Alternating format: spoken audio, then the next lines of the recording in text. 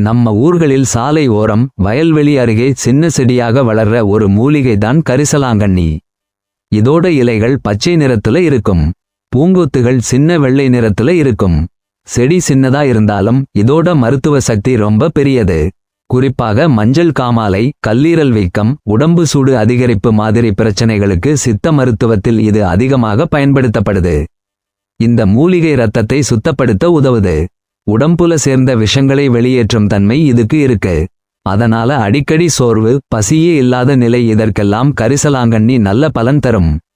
கரிசலாங்கண்ணி முடி ஆரோக்கியத்துக்கும் ரொம்ப பயனுள்ள மூலிகை. முடி உதிர்வு, வெள்ளை முடி, பொடுகு இந்த பிரச்சனைகளுக்கு கரிசலாங்கண்ணி எண்ணெய் பாரம்பரியமா பயன்படுத்தி வர்றாங்க. கண் சம்பந்தமான பிரச்சனைகளுக்கும் இந்த மூலிகை உதவுது. ஆனா ஒரு விஷயம் ரொம்ப முக்கியம். எல்லா மூலிகைகளும் மருந்துதான். அதனால அளவுக்கு மீறி பயன்படுத்தக்கூடாது. இயற்கை நமக்கு கொடுத்த ஒரு அரிய வரம்தான் கரிசலாங்கண்ணி.